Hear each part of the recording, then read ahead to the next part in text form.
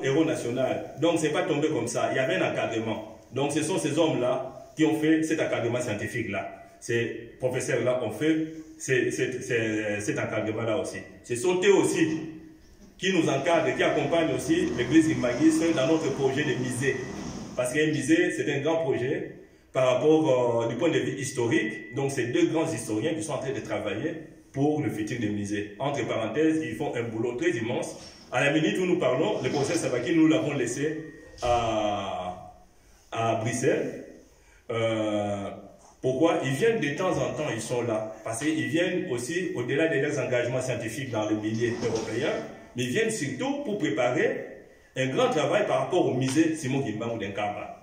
Parce que toutes les archives que nous avons de Papa Simon Kimbangu, qui ont été emportés par la colonisation, en tant que leurs documents coloniaux, qui se trouvent en Belgique, ils sont en train de les reproduire pour qu'on puisse avoir tous ces archives, qu'on puisse avoir des doubles qui puissent se retrouver dans les musées.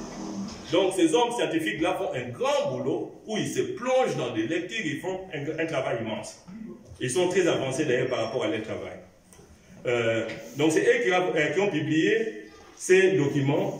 Donc je ne pourrais pas manquer de mettre en évidence un peu les rôles que jouent ces personnes qui ont publié ces documents. Alors, à la 4e page de ces dépliants, vous verrez qu'ils reproduisent le message de Manzansanda. Les messages que Papa Simon Kimbangu avait dit. Dans ces messages, nous ne lirons pas tout. Mais il y a quelque chose que nous allons lire. Par rapport à ce que Papa Simon Kimbangu a prédit de l'évolution de la société congolaise et l'évolution de l'Afrique tout entière. Je dirais du monde. Il dit ceci. Car j'ai été envoyé pour libérer le peuple du Congo et la race noire du monde. L'homme noir deviendra blanc et l'homme blanc deviendra noir. Car les fondements spirituels et moraux tels que nous les connaissons aujourd'hui seront profondément ébranlés. Les guerres persisteront à travers le monde. Le Congo sera libre et l'Afrique aussi. Donc il avait annoncé les indépendances politiques. Et il poursuit, il dit, mais les décennies qui suivront la libération de l'Afrique seront terribles et atroces, car tous les premiers gouvernants de l'Afrique libre travailleront au bénéfice de Blancs.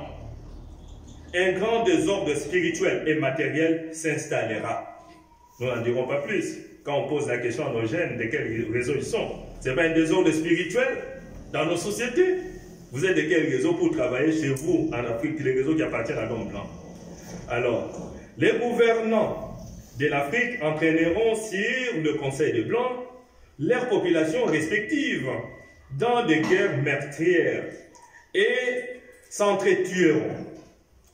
La misère s'installera. Beaucoup de jeunes quitteront l'Afrique dans l'espoir d'aller chercher le bien-être dans le pays des Blancs. Nous y sommes. Nous sommes là. Et ils parleront toutes les langues de Blancs. Notre conférence se passe en français, n'est-ce pas? Si nous disons la conférence, nous entrons Kikongo ici, moi-même ne parlant pas le Kikongo chaque jour, bien que j'écoute totalement, c'est-à-dire que je ne manquerai pas aussi de trébucher dans le mot pour certaines choses. Mais beaucoup de gens aussi ici n'entendront pas. On ne va pas piger tous les messages. Si nous quittons la langue française directement pour faire notre conférence à Kikongo tout de suite. Ou quelqu'un qui irait faire ça soit dans Zinla ou Aguilari ou quoi. Donc on ne va pas se comprendre. Mais les Français nous régnaient. Mais c'était prédit. Alors, parmi eux, beaucoup seront séduits par la vie matérielle de Blancs. Ainsi, ils deviendront la proie de Blancs. Il y aura beaucoup de mortalité parmi eux et certains ne reverront plus leurs parents. Ceux qui seront séduits par la vie matérielle et devenir la proie de Blancs, ici pratiquement, c'est aller vers un enrichissement sans cause. Notamment, aujourd'hui, il y a des richesses qui se distribuent dans ce qu'on appelle des réseaux. C'est ça la proie des Blancs. Un Africain qui vient en Europe, par exemple, qui va adhérer à des spiritualités européenne, c'est-à-dire, c'est ça aussi. On est, à ce moment-là, c'est se laisser captiver, être bloqué comme une proie de blanc. C'est toutes des spiritualités sataniques que nous avons, que nous appelons les sciences occultes. Bon, ça c'est une parenthèse, c'est le message de Papa Simon Kimbangu qui a prophétisé l'évolution de la société congolaise et de l'Afrique. Alors, ici, il y a au moins 4 faits dans ces messages de Mansa Sanda que nous mettons en évidence. Il y a la libération de l'Afrique de la domination coloniale. La libération du Congo et de l'Afrique de la domination coloniale. Ça, c'est un fait. Et puis un fait, une longue période pour que l'homme noir acquiert sa maturité spirituelle. Et il y a encore autre chose, l'acquisition de l'indépendance matérielle. Papa Simon Kimbangu dit que cela dépend de l'acquisition de la maturité spirituelle. Et un autre fait, c'est ce qu'il appelle la 3e étape du parcours de la société Congo et de la société africaine. Cette 3e étape, pendant laquelle ça sera celle de la liquidation même des limitations historiques subies par l'homme noir. Car, comme l'a dit Papa Simon Kimbangu, toutes les races de la terre, toutes les races de la terre, aucune n'a été autant maltraitée et humiliée que la race noire. Donc, ça c'est de faits saillants. Et de l'humiliation de l'Afrique, il y a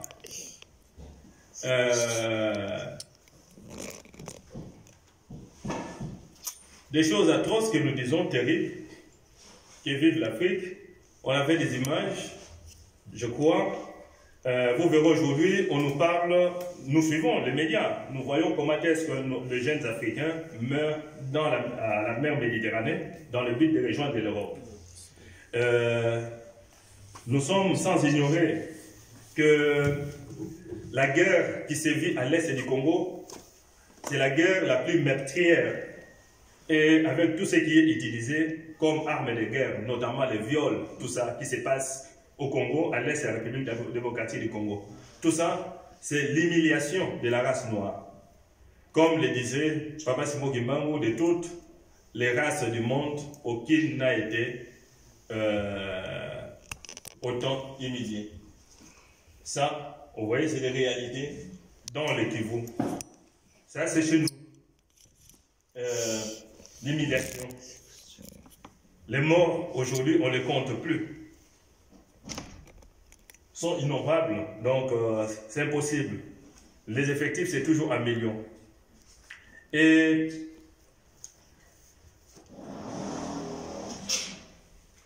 donc, de tous ces éléments de l'évolution cités, il y a, comme nous disons, une chose qui est fondamentale de tout, c'est l'acquisition de la maturité spirituelle. Ça, c'est la chose fondamentale. Papa Simon Kimbangu a enseigné. Le kimbanguisme, c'est l'ensemble des enseignements et des actions de Simon Kimbangu. Nous sommes aujourd'hui à 2 ans du centenaire. Vous voyez? À 2 ans du centenaire de Papa Simon Kimbangu, depuis 1921. Mais quelle évaluation de bilan que nous pourrons faire chacun en tant que kimbanguiste? Parce que chaque kimbanguiste est concerné. Tout Africain qui se dit de Simon Kimbangu est concerné.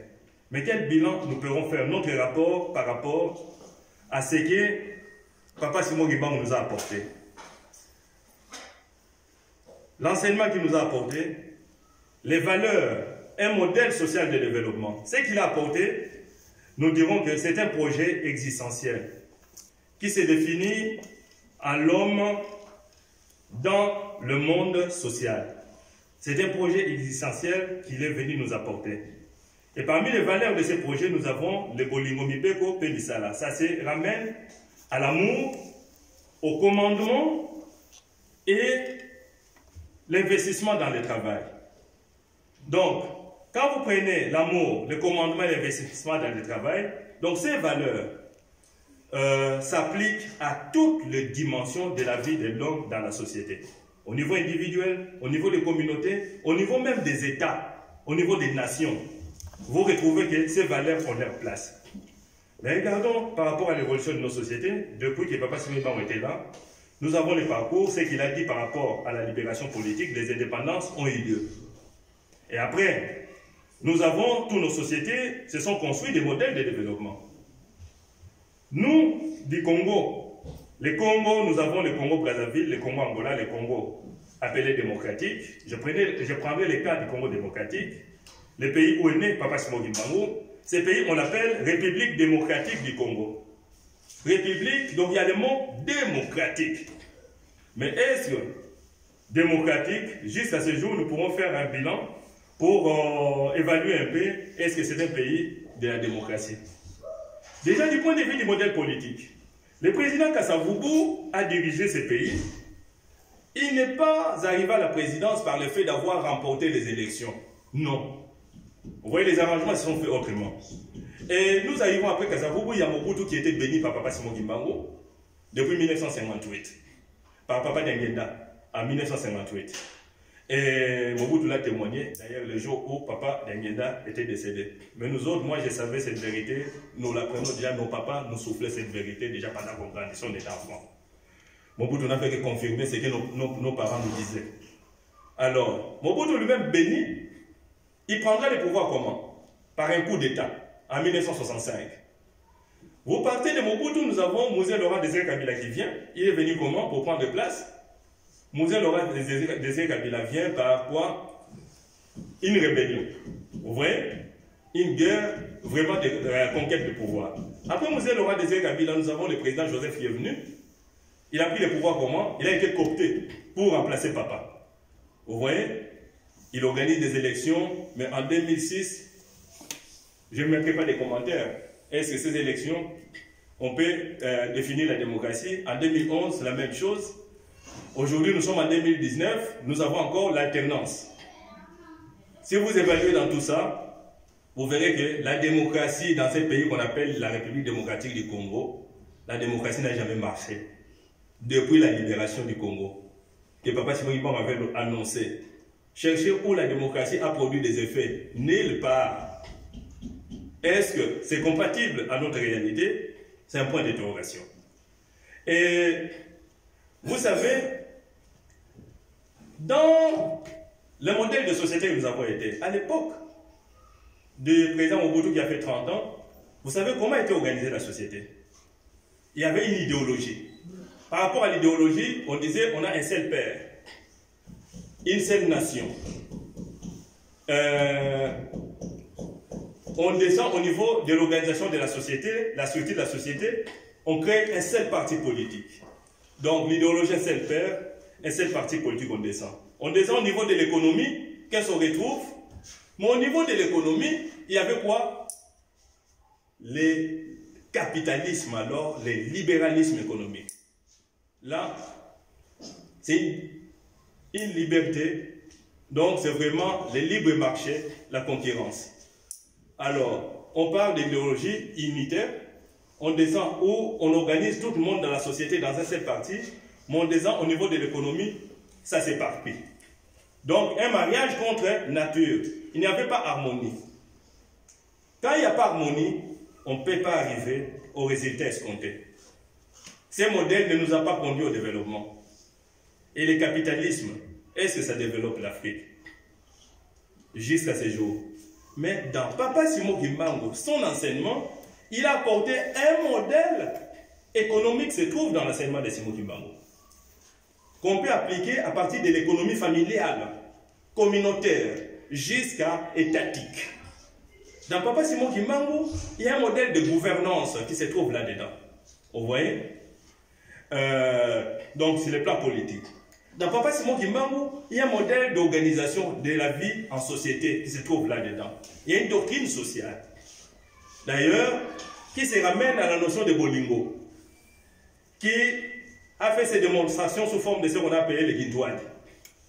Et ça, c'est le Kimbanguisme. Le Kimbanguisme, c'est un projet existentiel. Un projet de l'homme dans le monde social. C'est un projet de développement. Bon, moi et toi, nous le disons Kimbanguisme. En 1921, Papa Simon Kimbangu était seul. L'homme Kimbangu seul, avec ce même enseignement sans aller se confronter physiquement aux gens, il a fragilisé tous les systèmes économiques coloniaux, les systèmes politiques, les systèmes de la société coloniale. Il a écroulé ça. Il était seul. Un Kimbangu qui a écroulé. Ceux qui l'ont suivi ont été persécutés, relégués. Les Bankole, là où ils sont allés, ils étaient combien? Il y avait 37 000 familles déportées. Les 37 000 familles déportées, là où ils sont allés, ne sont pas comportées en victimes. Mais c'était des familles qui étaient des acteurs. Ils sont arrivés, ils se sont dit, on nous persécute, mais nous ne serons pas des victimes. Partout où ils étaient, ils savaient qu'ils avaient un enseignement, ils avaient une action à mener. Leur action, c'était le kimbanguisme, parce qu'ils venaient d'avoir les enseignements et les actions de Simon Kimbangu. Ils avaient ça en eux. Ils étaient en train de reproduire, de dupliquer les 37 000 familles déportées, au lieu que cela les fragilise parce qu'ils ont été éloignés de leur village. Tout simplement, partout où ils sont allés, ça crée un effet multiplicateur. Ils ont contaminé les gens partout où ils étaient. En contaminant les gens, il y a eu encore plus d'adeptes du kimbanguisme.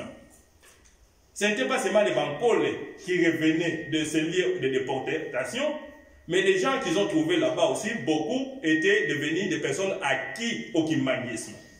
Vous voyez? Donc ils ont été des acteurs au sein de la société. Parce que le message que Papa Simon m'a apporté, c'est un message qui développe l'homme. C'est un message de libération. Il a développé ce qu'on appelle la théologie de libération de l'homme, principalement de l'homme noir. Une théologie qui vient rétablir, réhabiliter les valeurs humaines et humanitaires au sein de la société. C'est ce que Papa Simon a développé. Mais non, les Bankole, leur action, c'était de 21 jusqu'à 58, 59. Vous voyez, 40 ans d'action. Jusqu'en 61, quand les Bankole sont revenus. 40 ans d'action, en relégation, ils ont créé l'effet multiplicateur. Ils étaient des 1000, il n'y avait pas de millions. Parce que 37 000 familles, les martyrs, c'était 150 000. Ils n'ont pas atteint les millions. De 1921 à 2019, à 2 ans du centenaire, nous avons plusieurs personnes acquises au kimbanguisme. Nous sommes aujourd'hui des millions. On ne parle plus en termes de mille. Des millions à travers le monde entier. Nous qui sommes acquis au kimbanguisme, nous sommes en millions. Et ces millions-là, un Kimbangu a dynamité le système colonial.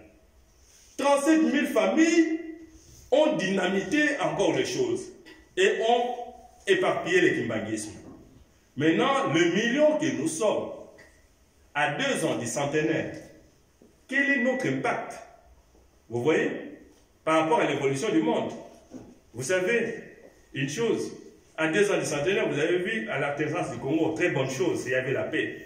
Mon avis, un président de la République qui prononce des discours sans citer le nom de Simon Kimbangu, en remerciant toutes les figures historiques. Mais le nom de Simon Kimbangu n'apparaît pas. Nous sommes à 2 ans du centenaire. Vous voyez un peu, ça doit nous questionner, nous interpeller. Moi, c'est vous qui nous disons porteurs du message de l'enseignement de Simon Kimbangu. Lui, il a éparpillé. Nous sommes des chrétiens.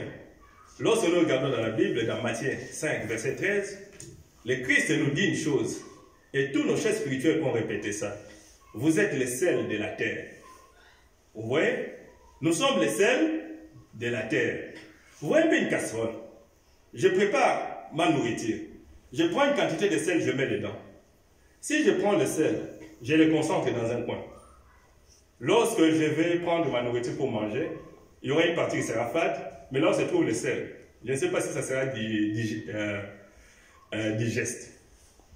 Dès que je mettrai ça dans la bouche, c'est sûr que je vais cracher. Parce que ça sera tellement concentré que ça sera difficile à avaler. Donc, le sel ne joue son rôle que lorsque le sel arrive à imprégner un peu son goût, ça s'avère au sein, dans toute la casserole. Nous sommes à travers le monde aujourd'hui, c'est-à-dire c'est toute la question par rapport, quel est notre rapport par rapport au reste de la société. C'est-à-dire comment entendons-nous? Quelle est notre stratégie que nous faisons pour que les projets existentiels, Papa Simon Kimbangu, puissent être ces projets-là, qui puissent aujourd'hui être adoptés par toute la société qui nous environne. Vous voyez? Les gens qui mettent la photo de Papa Simon Kimbangu sur les taxis bis, est-ce qu'ils connaissent les valeurs produites par Papa Simon Kimbangu? Ceux qui se disent combattants pour Kimbangu, quelle idée ils ont de Simon Kimbangu et de Kimbanguisme? Je vis à Bruxelles, les combattants qui manifestent. Alors les policiers sont venus sur des chevaux pour encadrer et les empêcher d'aller vers certaines zones qui n'étaient pas permises. Qu'est-ce que les combattants ont fait? Je veux que ça crée des échauffourées. Et il y a des gens qui avaient des canifs. Ils ont empoignardé les chevaux de la police, les canifs. Les chevaux ont saigné. Mais vous voyez, ils ont des photos pour Mugimba. Et nous regardons la société congolaise. Regardons ce qui se passe aujourd'hui sur les médias sociaux avec l'actualité politique, l'évolution politique. Les Congolais, quand ils revendiquent, ils ont les gires faciles. Les discours, une personne peut être en train de poser un problème sérieux, mais dans la suite, il se met dans des émotions, il commence à insulter, injurier, l'injure facile. Et des gens qui se disent aussi que nous sommes la société de Simon Kimbangu, des gens qui ont des gires faciles. Quelle idée que tous ces gens se font de Simon Kimbangu. Vous voyez? Donc il y a encore grandement au sein de la société qui nous environne, les gens citent le nom de Kimbangu, mais ils ont quelle idée? Parce qu'ils ont une fausse idée de valeur Kimbangu. Kimbangu, de 1921 à 1951, il a mené sa lutte, il a parlé en direct aux Blancs, mais aucune injure, bilan de 30 ans, discours sans injure. Simon Kimbangu n'a pas prononcé une injure vis-à-vis des personnes, ni des Blancs, ni de tout le monde. Ça, c'est des valeurs kimbanguistes. Il n'était pas violent. Il ne pouvait pas prendre les canifs, empoignarder un cheval. Vous voyez? Ça, c'est des valeurs kimbanguistes. Aujourd'hui, c'est-à-dire si on doit porter le nom de Papa Simon Kimbangu ou le présenter comme étendard, ça doit être accompagné des valeurs que Papa Simon Kimbangu a prônées, ces valeurs de ces projets existentiels. Vous voyez? Alors, c'est toute la question, moi et vous qui sommes porteurs des enseignements et des actions de Papa Simon Kimbangu.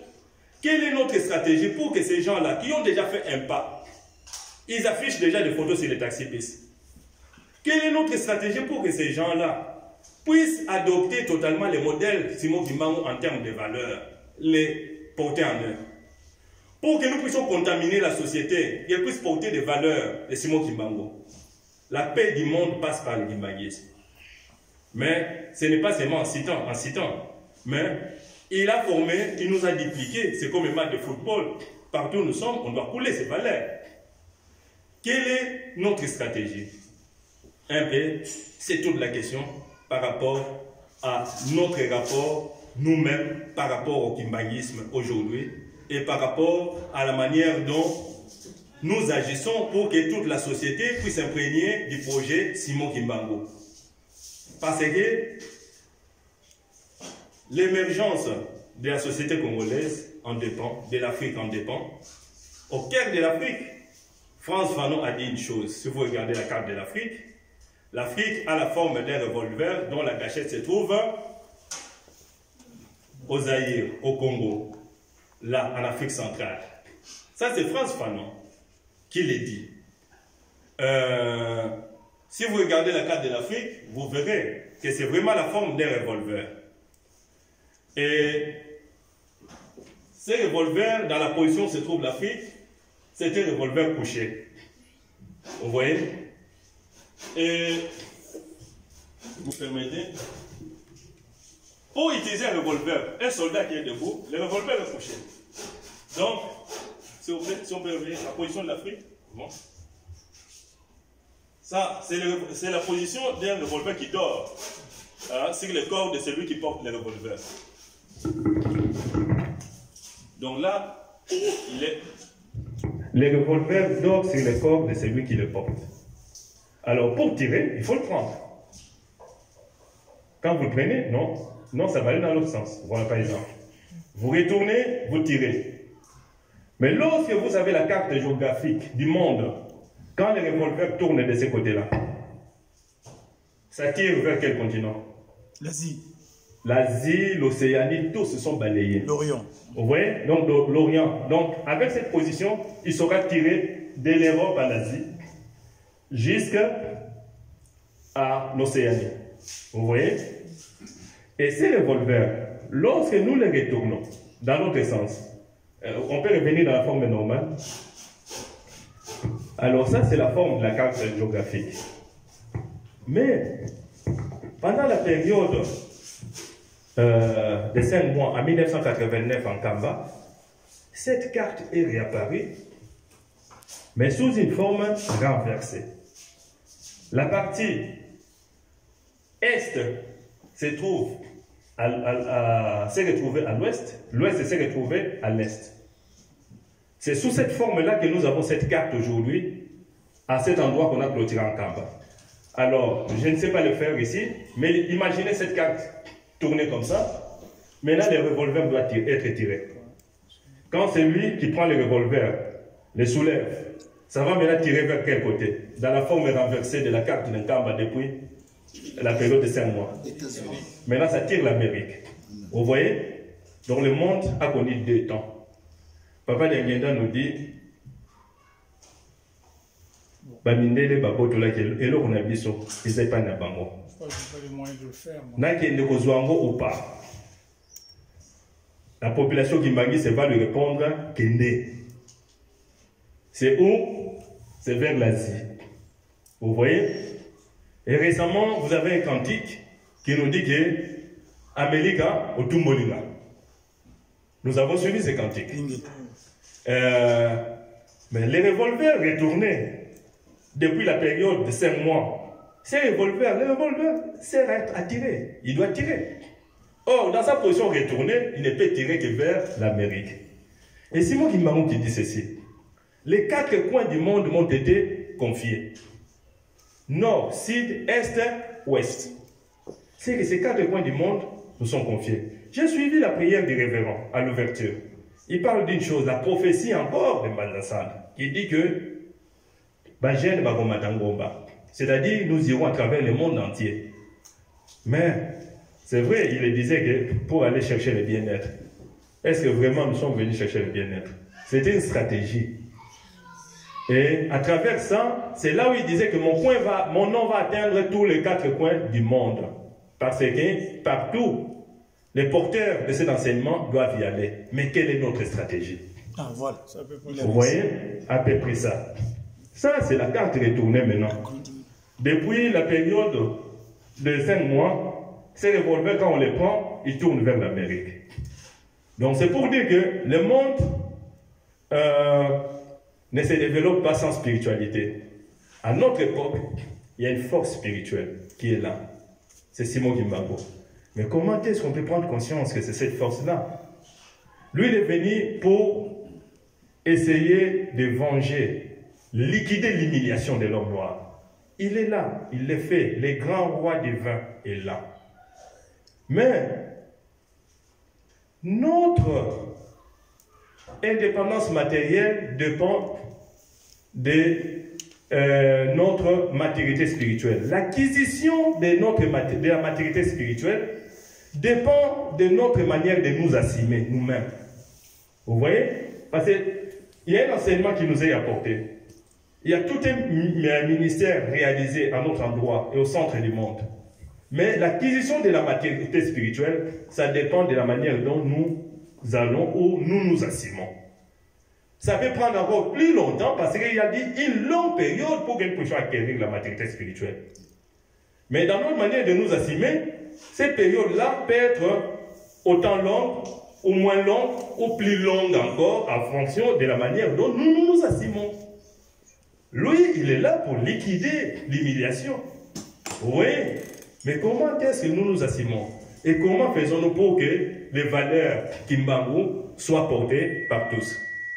C'est toute la question qui se pose à moi et vous. Et sans cela, comment on arrivera à une nation forte au cœur de l'Afrique? Nous avons Kamba qui est là. Quand France Fanon dit, mais voyons encore ce que France Fanon disait. La gâchette se trouve au niveau d'Isaïe, du Congo. Mais qu'est-ce qui se trouve au niveau de la gâchette là? Il y a quoi? Il y a juste un camp à Nouvelle-Jérusalem qui est là, au niveau de la gâchette. Vous voyez? Alors d'où partira l'appui, les déclenchements de ceux qui doivent balayer l'Asie, l'Europe, l'Asie, l'Océanie ou l'Amérique dans la forme renversée de la carte. C'est là les déclenchements. Nous regardons dans les résultats de la conférence internationale sur le kimbangisme, ça c'est la conférence internationale de 2006. Les recommandations qui sont là, entre autres, on nous dit, il y a de belles recommandations par rapport à la date du 6 avril. Il faudrait que cette date soit reconnue chez nous, déjà le Congo, le pays de Simon Kimbangu. Mais aussi que Nkamba puisse avoir un statut particulier de grandeur, que ça soit reconnu, une entité autonome en tant que ville sainte. Mais vous savez que disent les lois de la République démocratique du Congo? C'est analysé ici, la deuxième conférence conduite par le professeur Elikia Mokolo et Sabakil. Dans la constitution de la République démocratique du Congo actuelle, il n'y a pas une portion de la République qui peut acquérir l'autonomie, qui peut être aliénée du contrôle de l'État congolais du territoire. On ne peut pas donner une seule portion, à une seule portion, une autonomie. Pour que ça soit fait, la Constitution dit ceci. Le Congo doit aller au référendum populaire, à la manière dont on élit le président de la République. Pour que, par exemple, qu'on puisse dire que Nkamba, ville sainte, avec des statuts particuliers de ville sainte, donc on lui change des statuts, sur le plan urbanistique, sur le plan territorial, il faut le référendum populaire. Vous voyez? Mais si la loi, par exemple, n'est pas modifiée, reste comme ça. D'abord, si la loi n'est pas modifiée, donc il faut aller vers le référendum. Pour faciliter ça, il faut modifier la loi. Qui modifie la loi? Donc, il faut que les parlementaires, quelque part, puissent travailler. Si moi, je sois, toi, le seul, nous sommes cantonnés dans un coin, un parlementaire catholique, vous pensez qu'il viendra modifier la loi pour donner passage à l'autonomie du territoire de Nkamba? Bon, ça c'est une chose. Bon, supposons que, quand même, à ce niveau-là, on adopte, on dit oui, allons-y au référendum. Mais, les référendums, avec des personnes qui citent, quand on cite le nom de Mfumu Kimbangu, on poignarde encore des chevaux. On ne sait pas que Mfumu Kimbangu n'était pas violent. C'est un homme de la non-violence. Quand on insulte, en parlant de Mfumu Kimbangu, on lutte tout en insultant. On ne sait pas que lui, il a mené sa lutte 30 ans durant sans prononcer une injure. Aucune injure n'est sortie de sa bouche, durant 30 ans. Il a mené sa lutte comme ça, il a vaincu comme ça. Et donc, il y a tout un travail à faire sur la société. Autant de questions. Donc, nous ne voyons pas, est-ce qu'on peut avoir un État fort au cœur de l'Afrique pendant qu'un Nkamba, là où nous savons qu'il y a des secrets spirituels, là où est assis la spiritualité qui régit aujourd'hui l'Afrique et l'homme noir, tant que nous ne l'élevons pas au plus haut niveau où il doit être élevé. Nous pensons que un Congo peut rayonner avec un Nkamba terni. Qu'est-ce qui doit d'abord être élevé? Est-ce que l'Afrique peut être élevée avec les liens où se trouve même la gâchette de France Fanon? Ce que nous disons, et fan de l'Uatatan Nzambe Kolespe Moli au centre, réduit encore à un certain statut. Est-ce qu'on peut avoir la nation forte africaine? Autant de questions, et quelle est notre stratégie? Nous avons dit, nous vous remercions.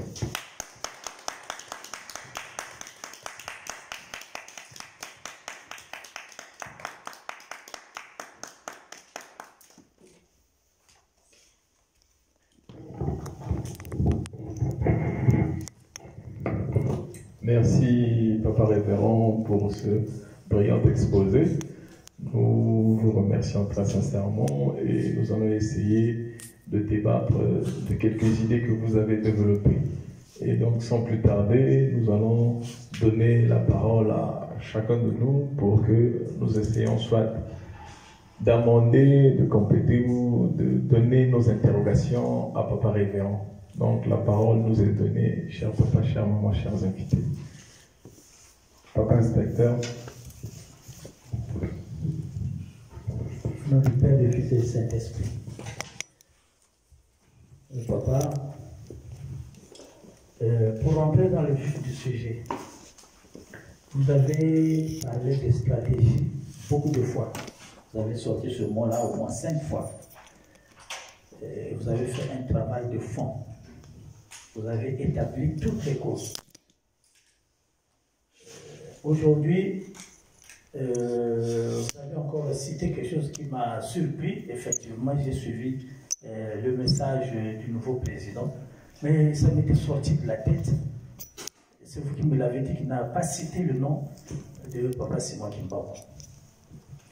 Alors, je reviens donc sur la question. Selon vous, quelles sont les stratégies que nous devons appliquer de manière palpable pour qu'on sente réellement que les choses vont avancer?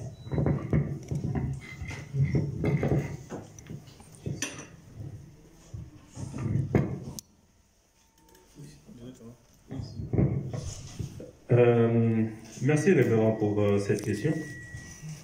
C'est vrai que vous reposez la question, vous reproduisez la question que nous venons de poser. Vous voyez un peu? C'est toute la question que nous soulevons, c'est toute la problématique, c'est toute l'interpellation que nous apportons. Nous sommes dans un environnement social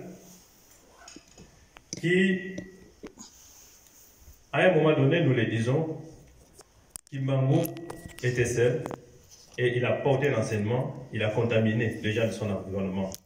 Les gens qui sont allés, qui ont suivi Papa Simon Kimbangu, ils n'étaient pas, à l'époque, on ne pouvait pas dire kimbanguiste, c'est-à-dire que l'église kimbanguiste, au sens formel des termes, n'existait pas. Ils étaient protestants, catholiques, salvitistes, ainsi de suite, où on ne priait pas. Mais tous, forts de cet enseignement, se sont profilés conformément à une idéologie, à cet enseignement qu'il avait apporté. Ils ont porté de valeur. C'était tellement perspicace que ces gens-là n'avaient même pas peur de quoi que ce soit pour porter ces valeurs-là. Ils étaient fiers. Et il a contaminé son environnement social au point que il y a des gens qui ont été arrêtés, déportés, d'autres même allaient eux-mêmes pour dire que arrêtez-nous, déportez-nous aussi. Ouais, on ne peut pas laisser Papa Simon Kimbangu laisser nous aussi déporter nous. Ces gens-là, là où ils sont allés, nous avons dit, ils n'ont pas été des victimes. Ils se sont comportés en acteurs. Et ils ont continué aussi à contaminer aussi la société. Vous voyez, partout ils sont, ils contaminent aussi. Au point qu'ils étaient déportés à 37 000, mais après la déportation, le nombre d'adeptes kimbanguistes et ceux qui sont morts et ceux qui ont survécu et ceux qui ont adhéré, le nombre était plus grand que le nombre de déportés.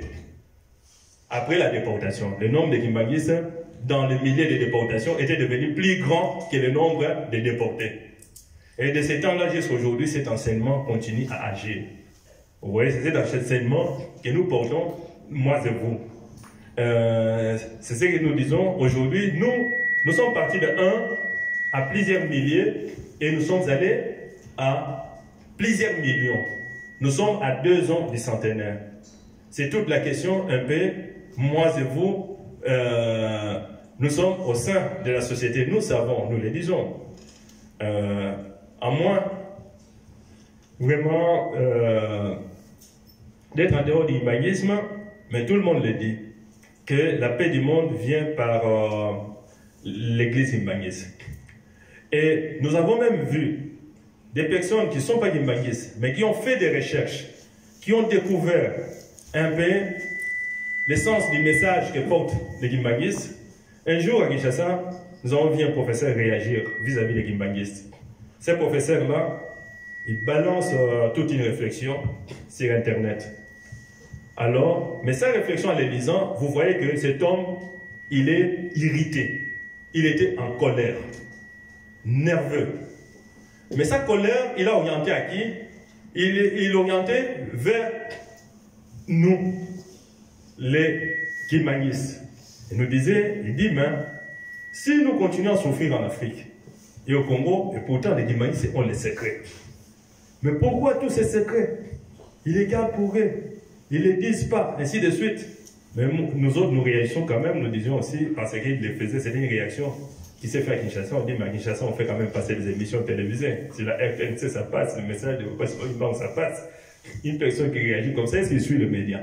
Bon, mais dire que, aujourd'hui, nous sommes à travers le monde entier, ces médias-là, qui sont à Kinshasa, c'est pas tout le monde qui les suit.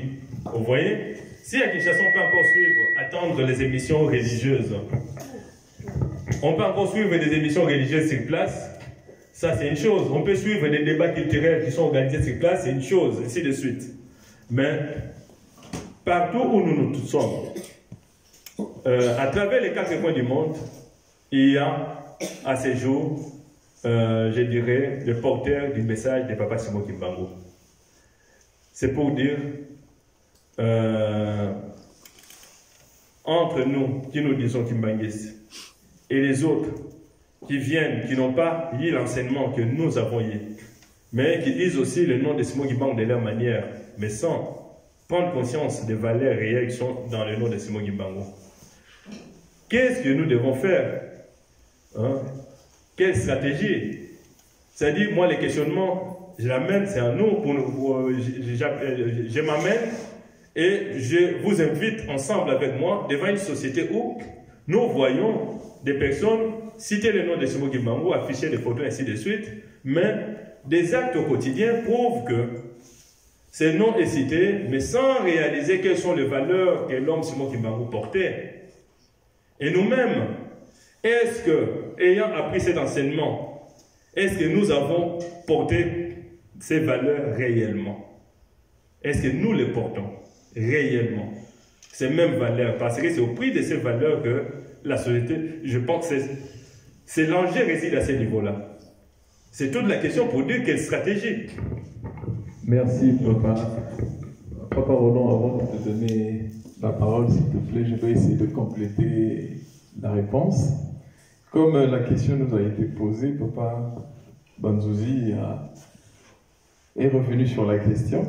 Moi, en réponse à cette question, je dirais, pour revenir à ce que vous avez dit, Papa Révérend, ce que j'ai retenu, vous avez dit, le kimbanguisme est un projet existentiel.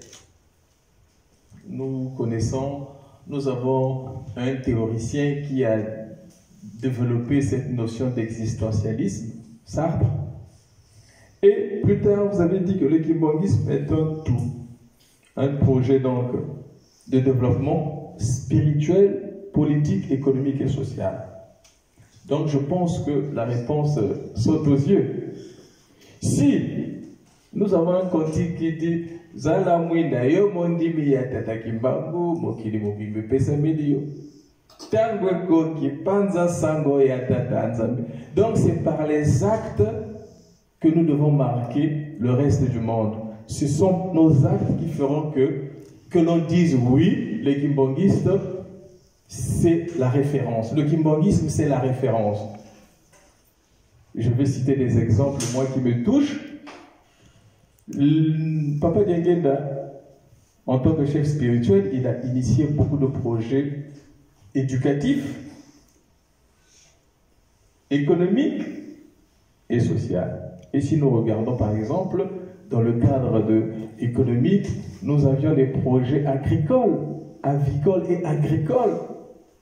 Et ces projets-là, aujourd'hui, sont où? Or, si nous avons été prompts à suivre les recommandations de nos chefs spirituels, aujourd'hui, on aurait des ranchs, des fermes. Et c'est à travers ces actes-là que le monde allait dire « Ah, oui, les kimbanguistes, le kimbanguisme, c'est une référence spirituelle, nous devons les suivre. » Ça, c'est un exemple. On pourra prendre des exemples, même dans le cadre éducatif, la construction des écoles. Où en sommes-nous aujourd'hui? Donc, je pense que c'est parce que, économiquement, socialement, pour régler les problèmes sociaux, nous avons failli. Les problèmes économiques, les questions économiques, je ne vous en parle même pas. C'est cette faillite-là qui fait que nous sommes montrés du doigt. Et donc, si nous essayons de revenir aux fondamentaux que nos papas ont donnés, c'est-à-dire développer ces secteurs que j'ai cités, le monde va nous prendre en exemple et le monde suivra le kimbongisme. Mais aujourd'hui, ce sera très difficile. Voilà ce que je voulais compléter comme réponse. Merci. Papa Roland. Merci pour la parole. Et merci beaucoup, Papa Révérend, pour l'initiative que vous avez pour mener cette conférence. C'est vrai que dans votre exposé, j'ai senti qu'il n'y avait pas, vous posez une question, mais il n'y avait pas les éléments qui pouvaient accompagner ce côté-là pour que les valeurs kimbongistes puissent être apparentes aux yeux de tous. Alors, je me dis toujours qu'une personne qui pose une question a une partie de réponse. Et je suis sûr que vous avez la réponse. Papa inspecteur, comme il a bien souligné, enfin, il vous a encore posé la question, justement, moi je suis sûr que vous avez déjà une partie de la réponse. Donc vous êtes venu ici pour voir un peu ce que nous on pense. Par exemple, moi, personnellement, ce que j'en pense, c'est déjà, partant du sujet, le kimbongisme, face à l'évolution de la politique. C'est quoi d'abord le kimbongisme? Vous avez donné une définition qui se trouve dans le livre vert, page 11, comme vous avez dit. Moi, étant un kimbongiste qui n'est pas né dans l'église, qui vient d'arriver, quand j'ai observé le kimbongisme, je dis que le kimbongisme, c'est une continuité du christianisme et c'est aussi la fin. C'est pas le kimbongisme, ça va s'arrêter le christianisme. Donc, j'ai apprécié lorsque vous avez parlé des valeurs de Papa Simon Kimbangu, ce qu'il a fait pendant tout son ministère. Il n'a pas insulté quelqu'un, juste une personne qui a fait, qui a prêché la parole de Dieu et qui a dérangé tout le monde. Or, nous savons tous que Papa Simon Kimbangu n'a eu que 5 mois de ministère. Or, les 5 mois là, aujourd'hui, comme vous avez dit, vous avez développé pas mal de formules concernant le bien-être social par rapport au ministère de Papa Simon Kimbangu. C'est vrai que moi je me plains toujours. Je dis toujours que vous les ecclésiastiques, aujourd'hui au moins ça fait plaisir de rencontrer un pasteur qui pose la question. Parce que vous les ecclésiastiques, vous ne faites pas cet effort-là. Vraiment, pardonnez-moi tous les papas qui sont ici, je vous demande pardon. Vous ne faites pas un effort de développer les concepts que nos papas mettent à notre disposition. C'est-à-dire que quand le papa parle, dit quelque chose, je pense que c'est l'intérêt d'un ecclésiastique de prendre cette parole-là, de la développer et la donner à la portée de tout le monde. Même un enfant de 5 ans va comprendre ce que papa a voulu dire. Parce que à force d'utiliser des gros mots, des mots qu'on n'arrive pas à comprendre, ou des formules qui sont toujours pas compréhensibles, ce sera compliqué pour nous de faire valoir les valeurs kimbongistes. Maintenant, si je parle du fait que le kimbongisme, là j'essaie un peu d'apporter ma contribution. Comment allons-nous faire pour que les valeurs kimbongistes puissent se faire sentir, voir? D'abord, le travail doit commencer par nous les kimbongistes d'abord. Parce que tout à l'heure, j'ai suivi, vous avez parlé un peu de Matthieu 5, vous avez parlé du sel. Oui, en parlant du sel, Déjà, le sel, pour ceux qui ont fait la chimie, c'est l'acide chlorhydrique. C'est l'acide chlorhydrique. Hein? NaCl, le sel. Le chlorure de sodium. Voilà. Non, le chlorure de sodium. Merci. Bon, donc, c'est ça. Hein? Donc, d'abord, le sel, c'est quoi? Le sel, c'est un conservateur. Je peux prendre un exemple. Nous connaissons tous le poisson qu'on appelle le macayabu. Hein? La morue. C'est là que le sel qui conserve la morue.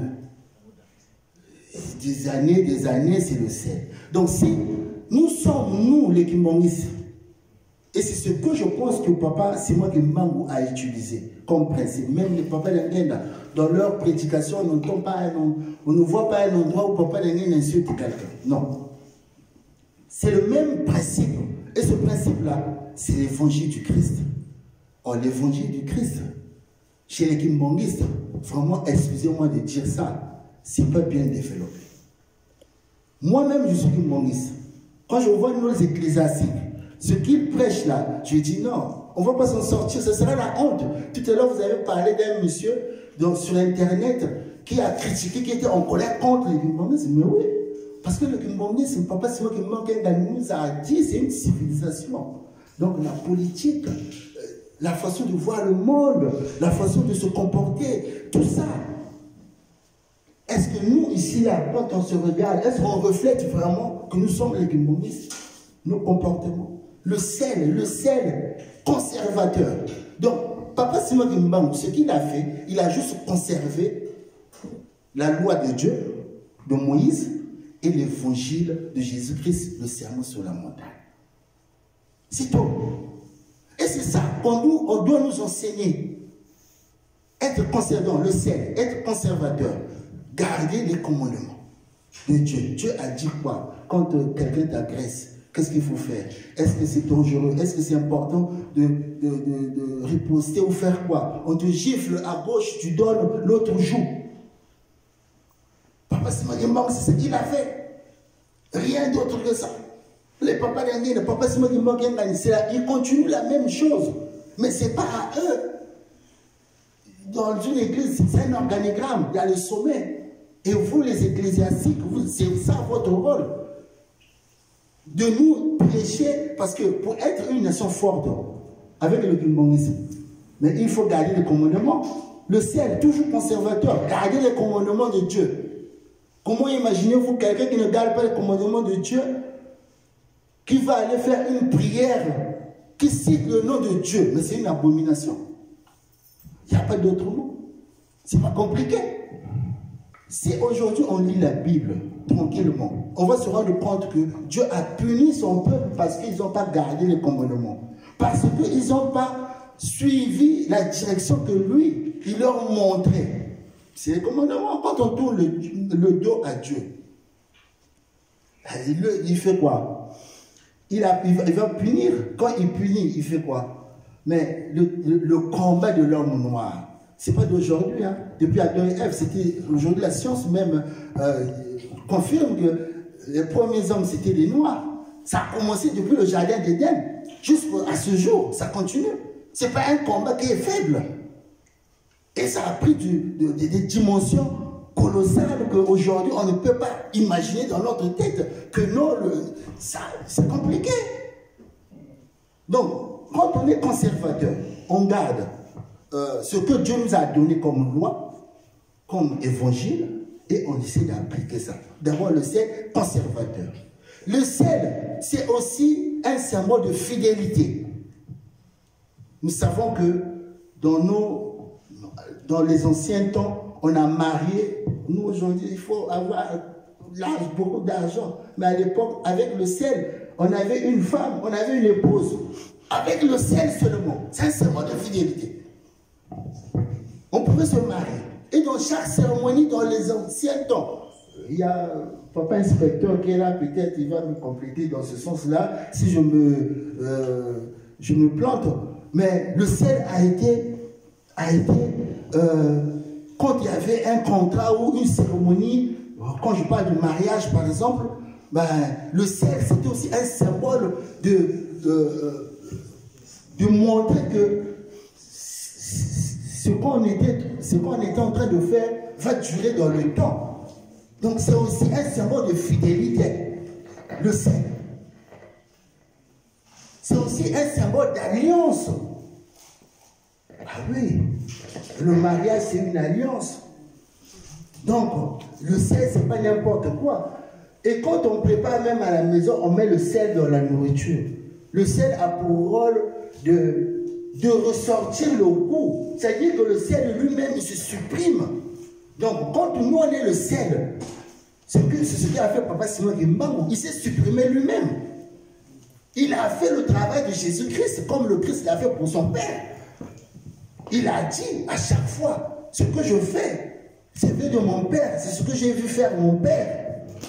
Et Papa Simon Kimbangu, comme il a été envoyé par le Christ, il a fait la même chose. Il a montré aux yeux de tous que ce qu'il fait, c'est ce que le Christ lui a demandé de faire. Par l'évangile du Christ lui-même, il a dit en 1921, je vous laisse rien d'autre que la Bible. Il faut lire la Bible. Tout ce dont vous aurez besoin se trouve dans la Bible. Donc, s'il faut déjà regarder ce comportement-là, comment Papa Simon Kimbangu s'est comporté jusqu'à ce jour, notre chef spirituel. Il ne faut qu'appliquer l'évangile, la loi. C'est pas pour rien que dans chaque rencontre, on lit les 10 commandements. C'est parce qu'il y a un sens. Donc la loi, l'évangile du Christ. Donc là, on est en tant que conservateur, conservateur, fidélité et alliance, le sel. Mais le sel aussi peut être un symbole de quelque chose qui peut détruire aussi. Parce que le sel, quand la terre est trop salée, on ne peut pas cultiver dessus. Rien ne pousse sur une terre salée. Quand la nourriture est trop salée, on ne peut pas manger. On dit, ah non, je ne peux pas, comme ce que vous avez dit tout à l'heure. Donc, quand on ne suit pas les commandements, on n'est pas un modèle. Mais on va nous insulter, on va nous taper, on va dire, mais écoutez, vous connaissez Dieu, vous vous comportez comme ça, c'est ce que vous faites. Papa Simon Kimbangu, il n'y a pas très longtemps, il a dit, quand les Américains viendront, il y aura des gens qu'on va taper. Parce qu'on n'est pas digne, on ne se respecte pas. Quand on dit, les mamans doivent se comporter comme ceci, doivent s'habiller comme ceci, les papas doivent s'habiller comme ceci. Mais c'est ça les valeurs. Parce que quand on fait le contraire, dans Deutéronome, c'est bien écrit. Une femme qui s'habille comme un homme ou un homme qui s'habille vice-versa, c'est une abomination devant Dieu. Mais est-ce que, combien de fois on enseigne ça?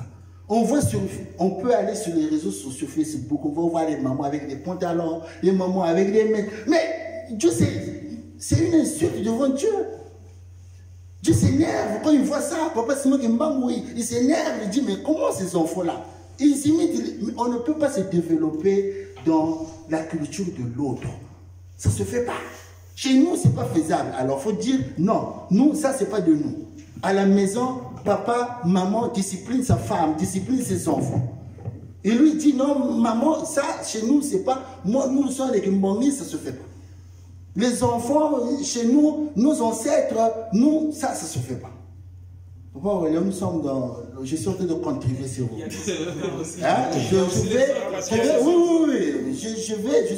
Je vais chuter là, je vais vers la fin. Parce qu'avant de me dire... Hein? Oui. On l'a bien compris que c'était une contribution. Donc effectivement, ça. Là, je vais vers la fin, s'il vous plaît. Merci. Je vais finir. Je sais que sur le temps dont je parle, ça dérange. Non. Ouais, parce que... Non, ça dérange parce que... Non, vas-y, finis. D'accord. Non, ça ne dérange pas. Vous êtes allé dans la bonne direction. Non, mais bon, après, je ne sais pas. Ça, c'est... Bon, donc voilà. Donc, au final, on doit être d'abord dur avec nous-mêmes. Parce que si nous voulons évoluer, faire ressortir, comme vous avez dit tout à l'heure, où ça va être en cours, où on va rallonger le temps. Il faut on doit être exigeant. On doit dire non, ça on ne fait pas. Comme a dit le Christ, s'il faut couper un truc ou un organe sur le corps qui vous en met dans un chemin qui n'est pas bien, il faut couper, alors coupons. Il faut couper. Il ne faut pas dire non, il faut caresser les gens, si je lui dis la vérité, ça va faire ceci. Non. Pour qu'on avance, il faut qu'on soit fort dans la loi et l'évangile du Christ. Il n'y a pas autre chose. Si on regarde Papa Simon Kimbangu 1, Papa Lengen dans les 3, Papa jusqu'à Papa Simon Kimbangu aujourd'hui, c'est la même chose qu'il faut. Donc, j'en ai terminé. Au nom du Père et du Fils et du Saint-Esprit. Merci, Papa. Avant la suite de contribution par rapport à ce que vous venez de dire, ce que vous venez de dire, c'est important. Ça va dans l'essence de l'interpellation que nous avons citée. Donc, nous rééditons la question. C'est vraiment de savoir qu'allons-nous faire pour que les Africains qui nous observent, c'est avec qui nous partageons la même société, tous les milieux sociaux dans lesquels nous nous trouvons, parce que Papa Simon Kimbangu avait dit, partout nous mettons notre pied. Ça va être aussi nos pays aussi. Donc, les pays où nous avons immigré, c'est des sociétés qu'il a mis aussi à notre disposition, parce que c'est aussi des points du monde qui doivent être évangélisés, accueillir son nom, aussi être contaminés par les valeurs humanitaires qu'il a apportées. Parce que les premières valeurs n'ont établi que des inégalités et des rapports, des déséquilibres entre le peuple. Maintenant, qu'allons-nous faire? C'est toute la question. Comment faire pour amener les Congolais vers Papa Simon Kimbangu? Pour amener les Africains, pour qu'ils puissent adopter Papa Simon Kimbangu comme moteur de développement. Aujourd'hui, nous avons la société évoluée. Nous allons toujours d'étape en étape, ainsi de suite. Des équipes, de gouvernance, ainsi de suite.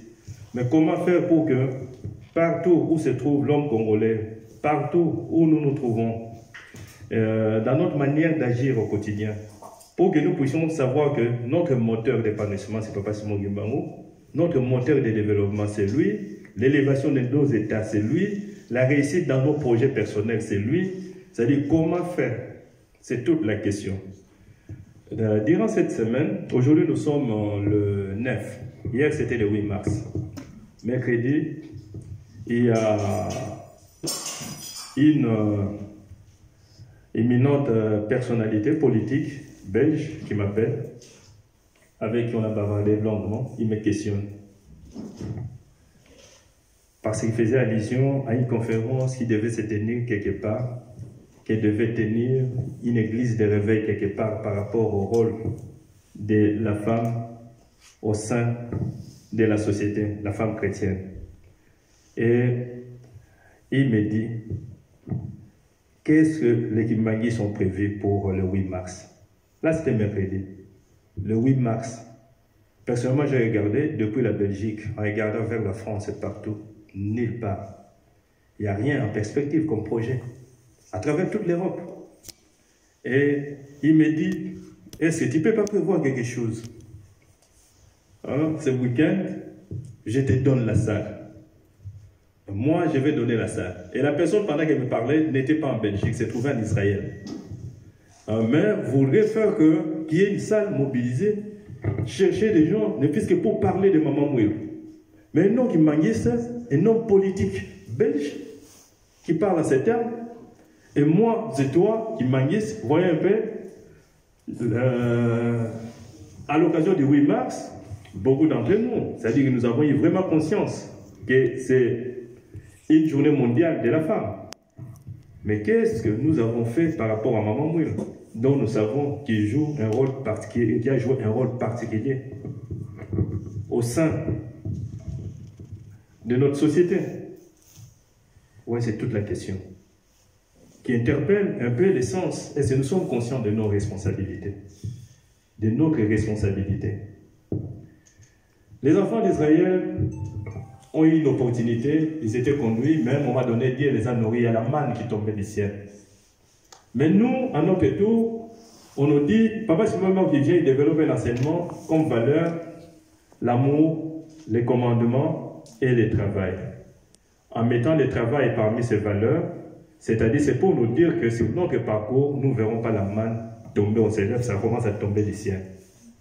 C'est-à-dire un travail à faire. Est-ce que nous sommes conscients? On voit en Kamba Papa Mbenza avec le projet Tolonato Bokola. Tout le monde contemple. Nous tous nous jetons le flair. Ah, Moussa Papa Mbenza Moussa. Moussa Papa Mbenza. C'est ciblé, ainsi de suite. Et c'est pour les éloges, ou bien nous devons nous sentir contaminés. Vous voyez? C'est des modèles qui doivent nous contaminer ou nous limiter aux éloges. C'est toute la question. Comment entrevoyons-nous notre responsabilité là où nous sommes? Nous sommes à 10 ans du centenaire. Il y a encore des gens qui affichent des photos, mais qui vont insulter pendant qu'ils ont des photos sur les taxibus. Les receveurs qui sont dans ces taxibus-là, en train d'insulter les passagers et certaines personnes, de se quereller en cours de route. Mais il y a la photo de Kimba. Les combattants à travers toute l'Europe, qui sont des personnes dynamiques politiquement, avec des photos de Mfumu Kimbang, ils empoignardent des cerveaux avec des canifs. Vous voyez un peu? C'est toute la question. Qu'est-ce l'idée ils ont de valeur, c'est moi Kimbango, et moi c'est vous. Nkamba doit être élevé à un statut élevé, mais la loi dit qu'il faut le suffrage, le référendum. Faut-il modifier la loi ou faut-il aller au suffrage? Pour modifier la loi, il faut que les gens qui puissent être là puissent comprendre que c'est modifier la loi, aller au suffrage. Est-ce que tout le monde a l'idée de l'importance des Kamba par rapport au Congo, par rapport à l'Afrique et par rapport au monde? Autant de questions. Mobutu Sese Seko appelle Papa Dangenda un jour et lui dit au mot parce qu'ils s'appelaient tous les Joseph. J'ai besoin que tu m'envoies, j'ai besoin d'une jeune dame qui puisse venir travailler chez moi. À un poste qu'il avait, il voulait mettre une jeune dame, mais il dit je souhaiterais que la personne soit une kimbangiste. Papa choisit parmi les kimbangistes, envoie une jeune maman kimbangiste qui était là-bas, casée chez Mobutu là-bas. Alors, Mobutu organise une soirée là, où c'était une soirée festive, et vous êtes en train de manger. À sa table, il réserve une chaise pour la jeune dame. Parmi les personnes qui étaient autour de la table de Mobutu, il y avait la jeune dame, la jeune maman qui s'engageait. Alors, pendant qu'ils étaient en train de consommer, Mobutu qui propose du vin. Lui, il prend son vin. Il propose aussi de mettre un peu de vin dans le verre de la jeune maman. La jeune maman sursaute et dit, non, non, non, moi, je suis kimbangiste. Il dit, oh, maman, mais comment? C'est toi qui veux m'apprendre le kimbangisme. Il dit, mais non, nous, les kimbangistes, nous ne vivons pas. Il dit, mais comment? Mais moi, je connais votre chef, Papa Dangenda. Papa Dangenda, quand il vient, hein, nous partageons un peu du vin.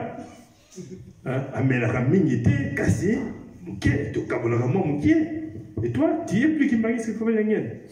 Et puis, après, je mets du vin, il tend le verre, il met, et puis, il prend aussi. Vous voyez? Mais après, dès que la soirée est finie, le président Mobutu forme le numéro de téléphone, appelle son éminence Dangenda.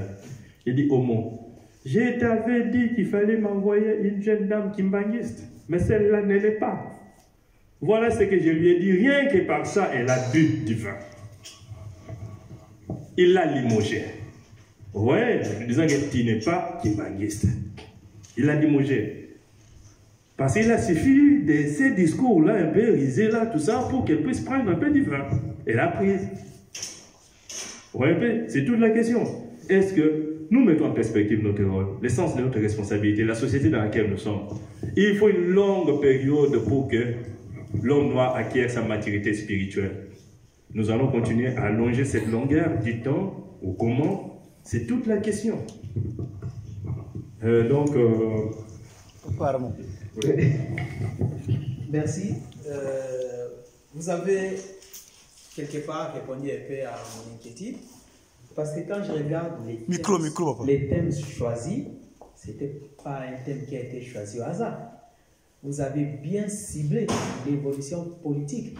Là, on ne parle pas de la religion, on ne parle pas de la prédication telle que nous la faisons tous les dimanches à l'église. Hein.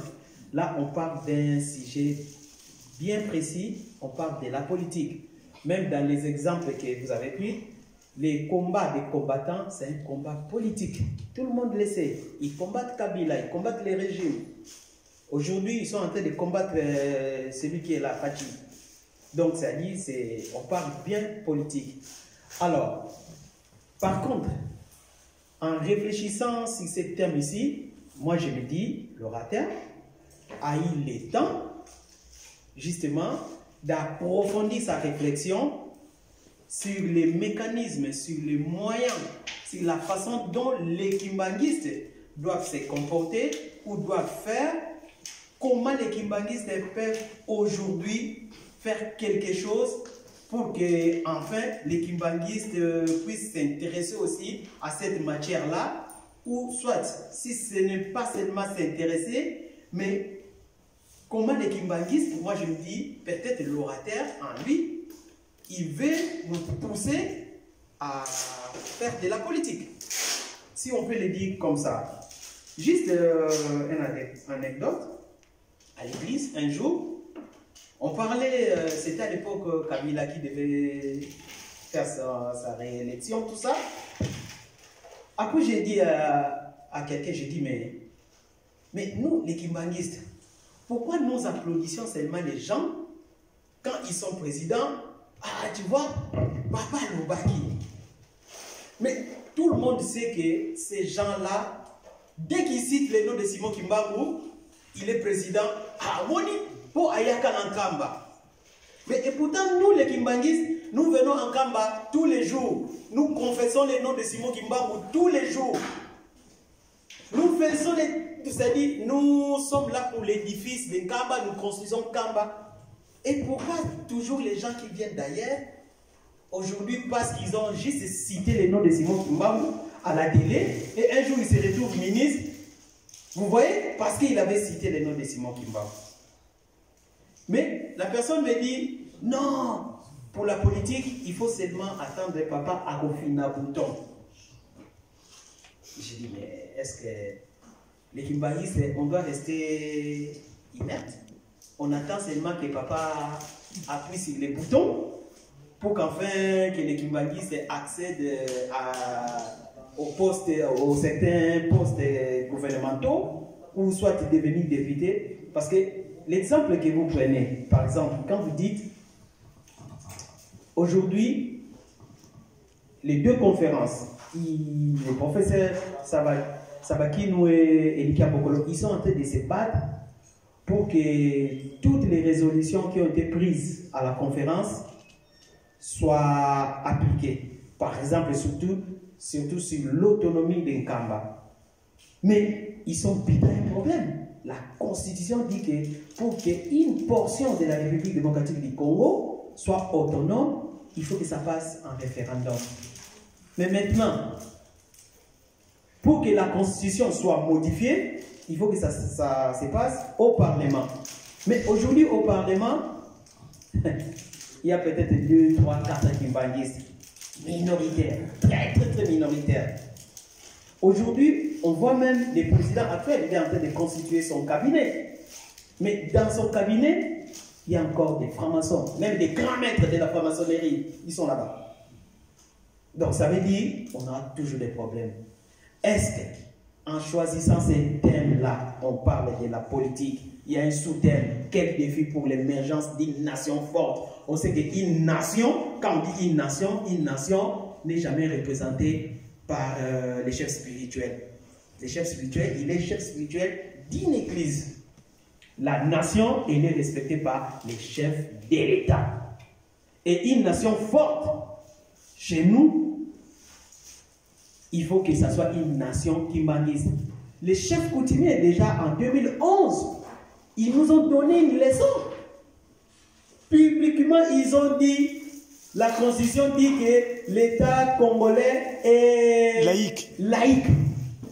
Enlevez-nous cet article. Ils l'ont même demandé. Mais les kimbanguistes, nous sommes là. Quand on parle politique dans les milieux kimbanguistes, on te regarde avec un œil un peu bizarre. Donc c'est seulement dans ce genre de réunions, des conférences, qu'on peut parler sur ces sujets ici. Parce que si quelqu'un se met à la tribune en train de prêcher sur la politique, déjà dans l'assistance, l'assemblée kimbangiste, il y a déjà des oppositions, même sur certaines positions des papas vis-à- dis du gouvernement, du régime, même les kimbangistes qui ne sont pas d'accord avec notre Dieu. Papa, c'est moi ici, on ne se cache rien. Moi, je n'ai jamais vu papa parler le mal de Kabila. Mais aller chez les kimbangistes, dans les temples, les kimbangistes, ce n'est pas même pas des 26, c'est des 3. Mais il y a des kimbangistes qui insultaient l'ancien chef de l'État, qui parlaient le mal de l'ancien chef de l'ancien régime, ou du moins des Kabila.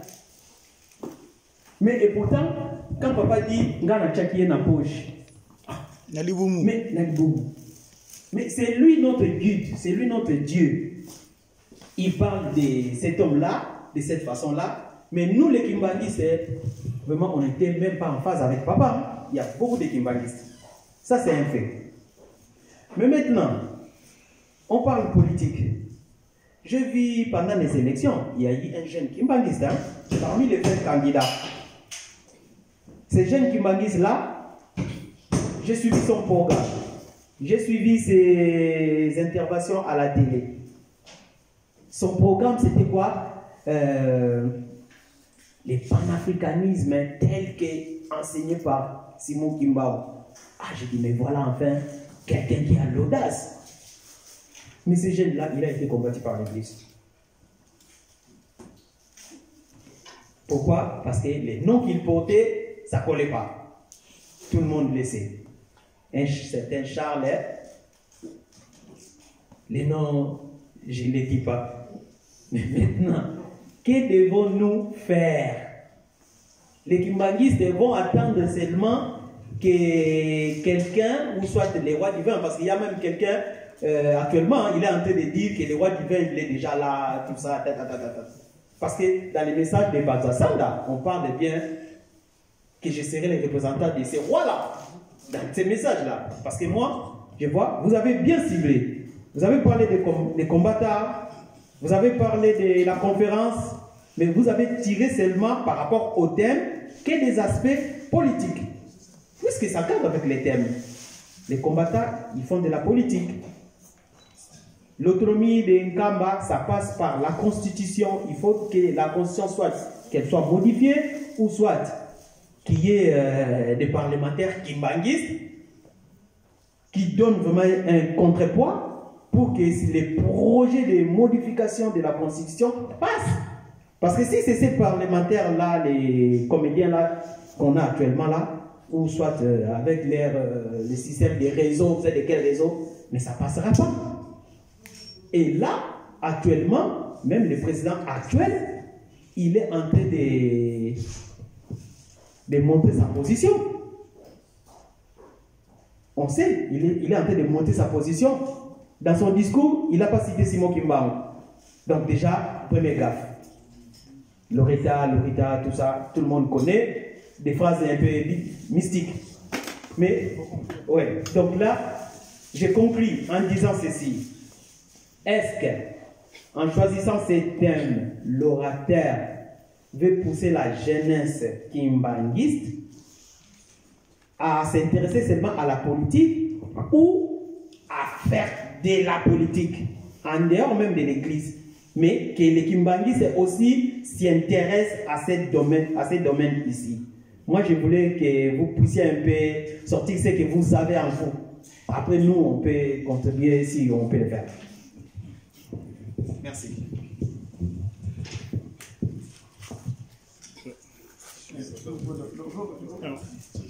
Non. Il a posé une question. Papa Aurélien n'est pas là, je prends pour la relève. Je crois que c'est plus pratique que les gens posent des questions. Comme ça, on répond une fois pour toutes, parce qu'il est quand même, je crois, 18h. Donc il faut qu'on s'arrête. Voilà, on va gagner du temps. Je crois qu'on va faire aux interventions groupées. Et puis, le conférencier nous fera une réponse globale. Le thème de la conférence qui est encore devant nous, le kimbanguisme face à l'évolution politique de la société congolaise. À mon sens, il y a deux mots ou deux notions essentielles. Le kimbanguisme, la politique. Le kimbanguisme, c'est quoi? La définition a été donnée à peu près par tout le monde.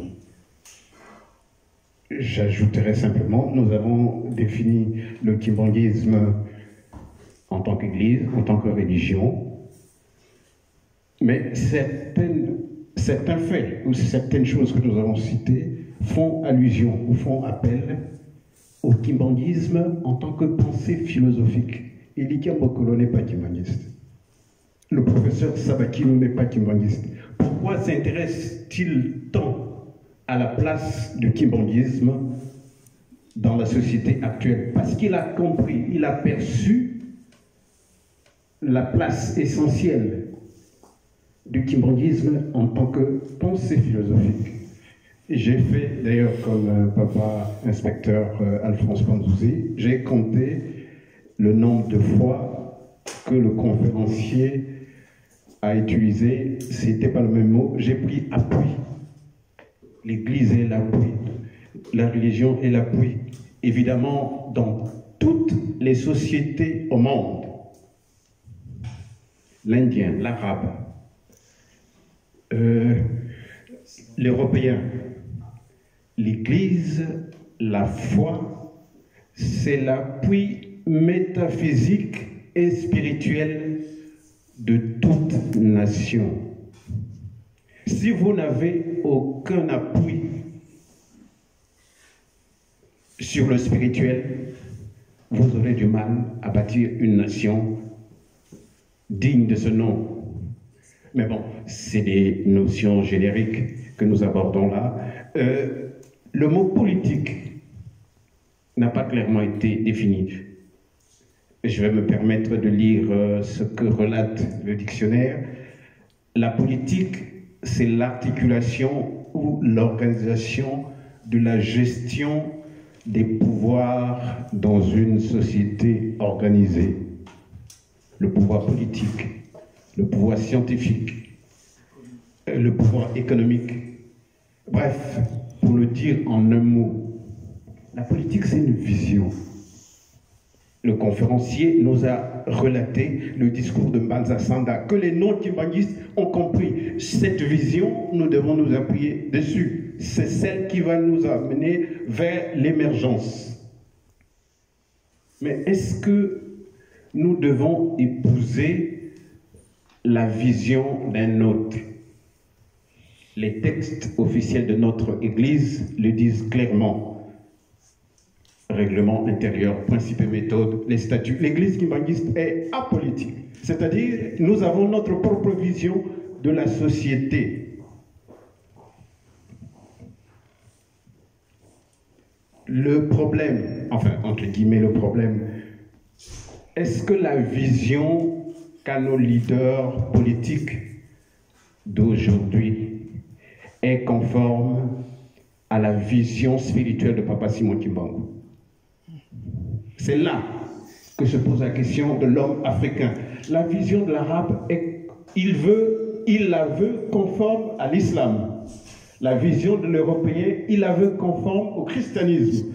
La vision de l'indien, il la veut conforme à l'hindouisme. La vision de l'africain conforme à quoi? C'est ça. Mais ça a été dit, on veut développer l'Afrique. On ne développe que ce qu'on a en soi. C'est le frère qui l'a dit. Nous avons beaucoup copié, Papa Dengine le répétait à maintes reprises, nous copions bêtement ce que les autres font. Mais évidemment, nous ne l'avons pas en nous. On ne peut pas le développer. On ne peut développer que ce qu'on a en soi. J'avais pris quelques notes. Donc, l'État-nation d'aujourd'hui nous produit des leaders qui ont conduit les peuples africains vers le destin atroce tel que relaté dans le discours de Mansa Sanda.